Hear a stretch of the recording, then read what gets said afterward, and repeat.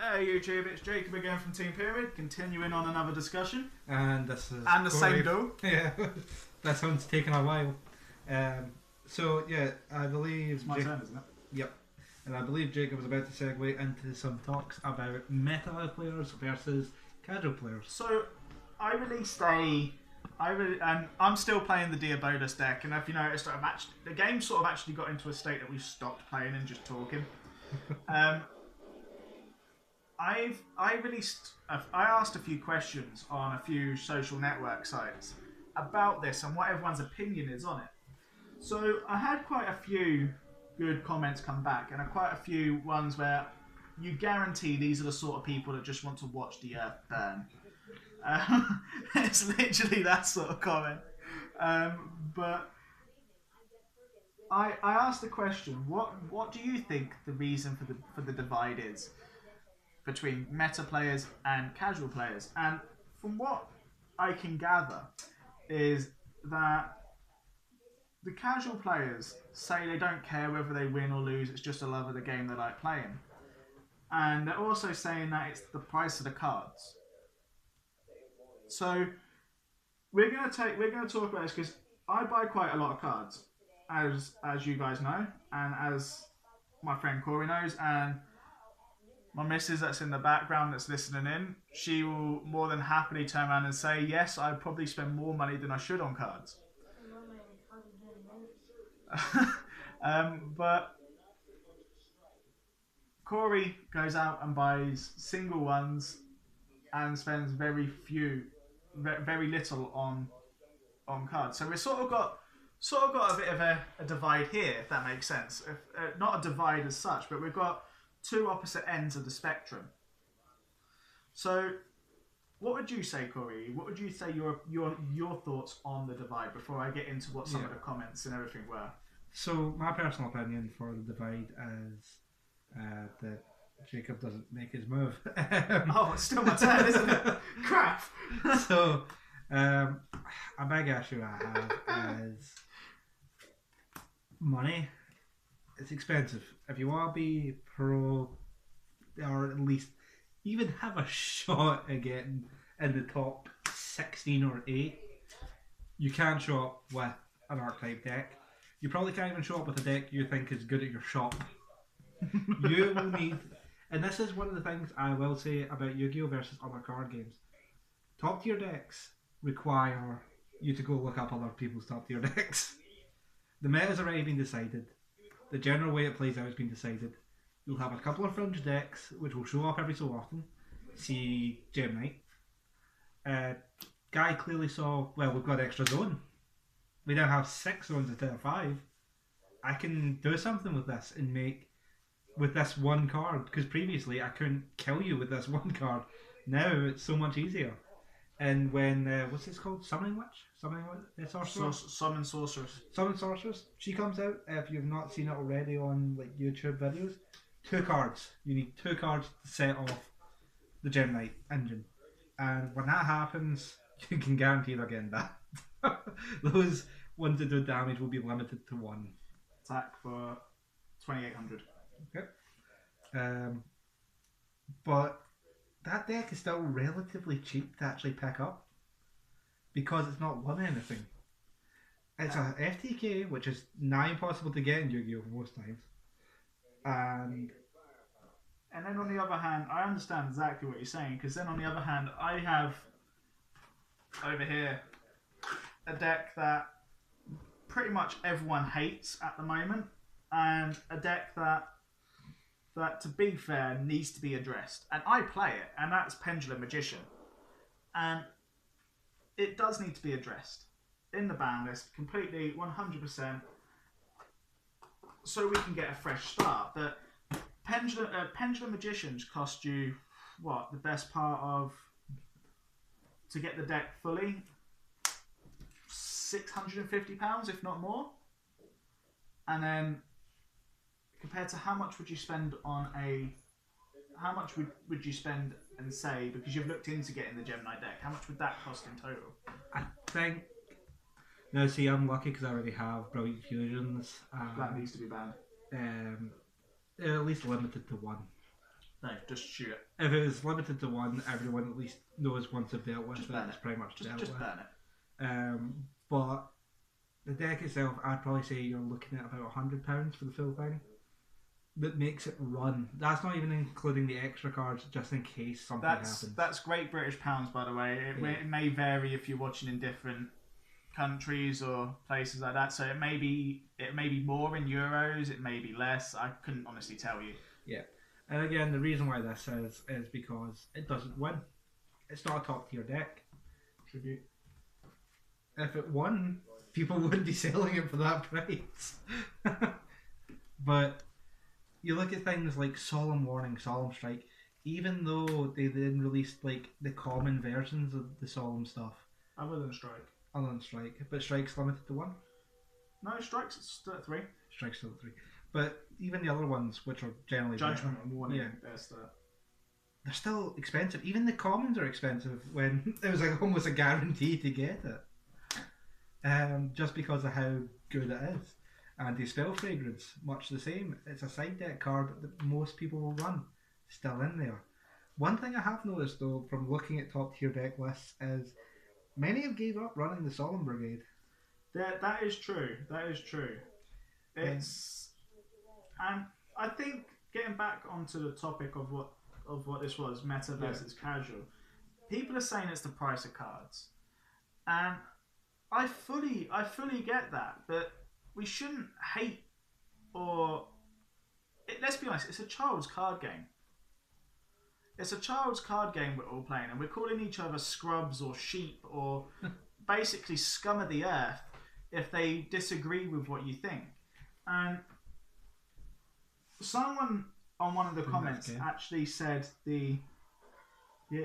someone actually said the actual right thing, that there's wrongs on both sides, and both sides think it's right with what they're saying is right. But at the end of the day, see, there's more comments actually regarding this.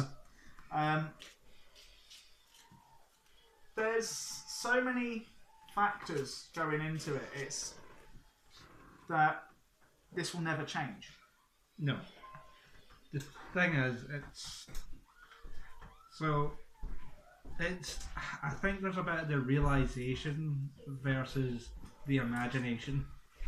So, like, when you imagine a trading card game from someone who's not played, let's say for example, someone getting fresh into it, you think, buy a structure deck, buy some packs, trade rares for rares, ultras for ultras. That's not how the game works. No. Your ultra, you might never use it because your deck you're running doesn't need it. So you'll sell that for money, or you'll trade for a price equivalence at your gaming store. So you're going to get more out of that one card because people are looking for it. For example, I bought Invasion of Venom when it came out. Invasion of Vengeance. Yeah. Sold 2 rares that came out of it, the ultra rares, because I didn't care. It was a Metalfoes and it was the Dimensional Barrier. I didn't care enough, so I sold them. It made my box worth the money I paid for the full box out of 2 cards. But if I wanted to play quite competitively, keeping Dimensional Barrier would be amazing. It's such a shutdown card, it's such a strong card. And all it takes is for you to look at your opponent's deck and go, oh, you're playing Pendulum, right, well, I'm going to call Pendulum now, you can't play anything, so I win. But then, that's the thing. Then, if you really think about it, now there's like, when you sold Dimensional Barrier, what was it worth? What? 40 quid. 40, 50 pound? Yeah. Now, so I understand exactly what they're saying and what Corey's saying as well, where it's the prices. Like, you want to get your value back for the cards, and what you don't want to spend that much on decks, because you know how fast Konami, or shall we say lack of speed, if you've watched one of my previous videos, Konami releases the ban list. And even to add to that, even sometimes it's not the ban list, it can be the new set just adds 1 card and that's your deck. It's switched off, destroyed, totally useless, waste of all your money. Your deck is now worth about 20 quid to most people. And it's that was a set came out But you can get the common versions now of pretty much most of them. There is common reprints, as Corey was saying, like the Solons. Even then, you can get if you don't want to pay for the ultimate rares or the super rares. Ultimate rares or the secret rares. There is the super rare versions of Strike. So yeah, they will put you back roughly £7 to £10 each, but it's however you want to take the game. If you're wanting to put that in, like I know someone that works at McDonald's. And he plays Yu-Gi-Oh! And he don't want to play really any more card games because it would take it away from what you can spend on Yu-Gi-Oh! Really and truthfully, it's however seriously you want to take the hobby. And if he can afford to buy cards and he works at McDonald's, then someone who works, say, in our jobs, we can afford, but we choose to spend differently, if that makes sense. And I know it's a bit different because we have different jobs and that, but it's if you want to take it seriously enough, then yeah, you'll actually eventually you'll save up, buy the cards, and not hate on people that have pretty much just gone, there you go, I'll go buy that now. So I think the problem is it's not a game you can get into anymore young. For example, we went to the local card shop or card gaming place near Jacobs. There was a kid there. Oh my god! Totally infuriating me anyway. This is for a different subject, but I fucking hate proxies. I hate proxies. The kid was shit at the game, but I don't give a fuck. He's proxying, and proxies are fucking. If you can't afford the card, fucking put in a different card. Or at least if you are proxying, right? At least if you are proxying, at least you had to fucking play your deck right and win. As you can tell, he's still angry about that. But if you're proxying, at least do it to the whole length of the card rather than just the picture and then handwrite the actual effect. And you know what? He was also about 8, and he was fucking cheating, and I just let him, and he still fucking lost. This video has actually turned into something completely different. And I was a fucking Blackwing player. No, it was Pendulum Magician. No, I was playing Blackwing against him. Oh yeah, you were playing Blackwing, but... And it was shitty Blackwing as well. Wasn't that my Blackwing at the time? No, it was mine, unfortunately. No, but this is still on topic. So the casual thing. So kids clearly wanting to do more with it. Probably doesn't have the money. I don't believe... family didn't seem to be there, so I'm assuming it was kind of drop them off, come get them later on. So they don't have any interest in the hobby. Kick him out the door, cancel state. Yeah. So they clearly have no interest in the game.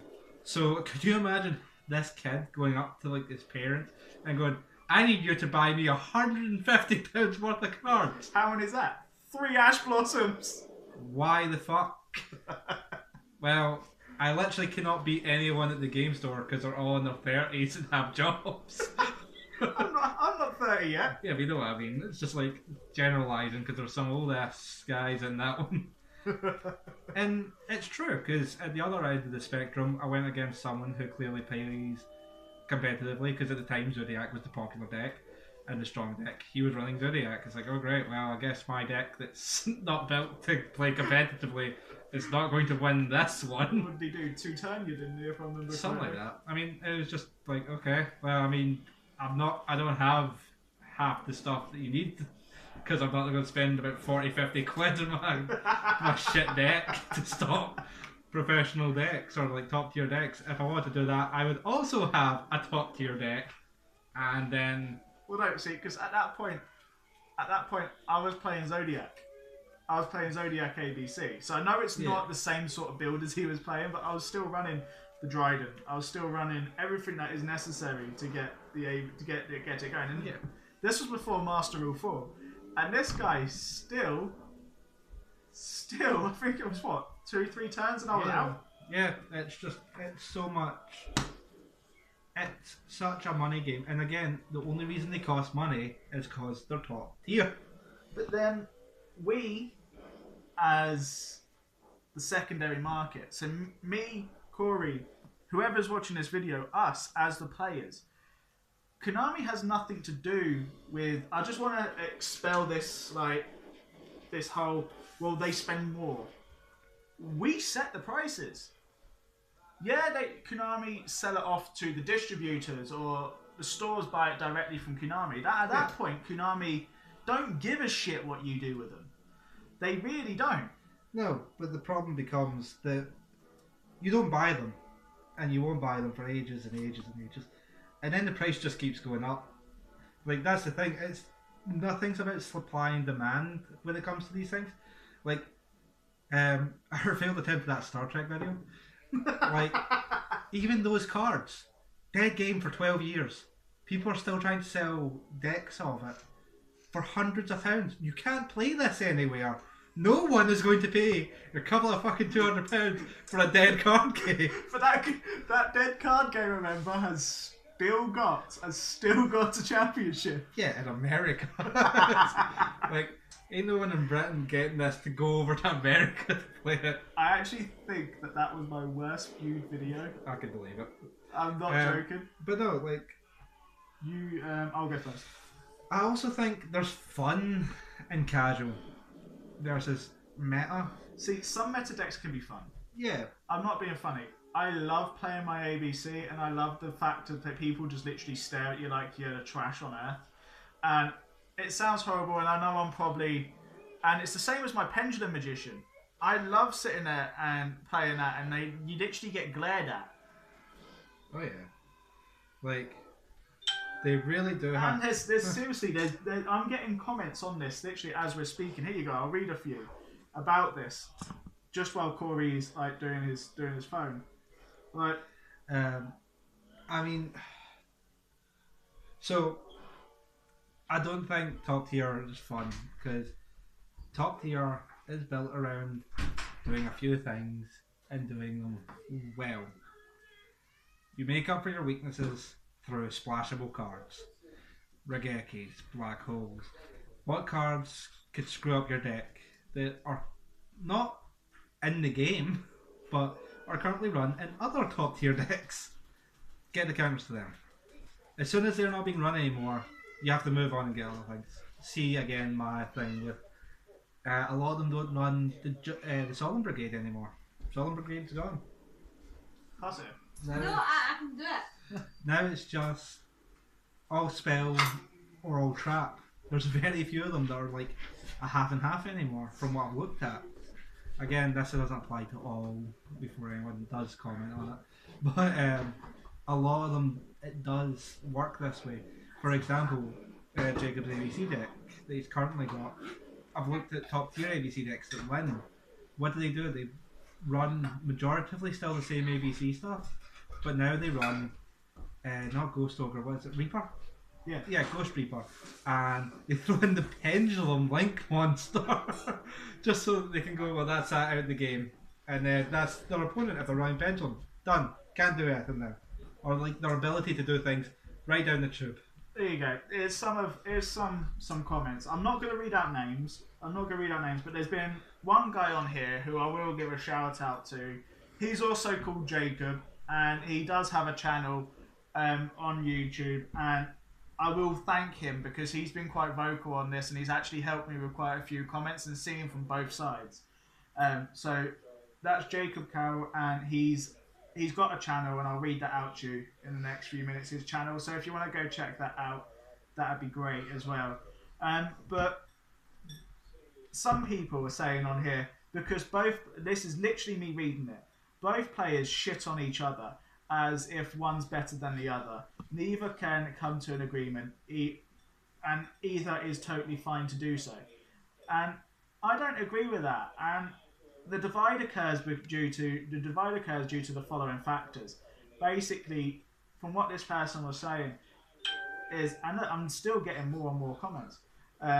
It's based on ego. Both sides win and lose. both sides have players that can't handle losing. Both have sides that have players that can't win. That can't handle winning. Both players use the game to validate themselves. They take their wins and they validate them as themselves as if it's a personal victory. Both players who play it don't want to think outside the box. So I agree with it up to the last point. So the last point is some people seem casual players as they want to think outside the box. They like playing decks that are not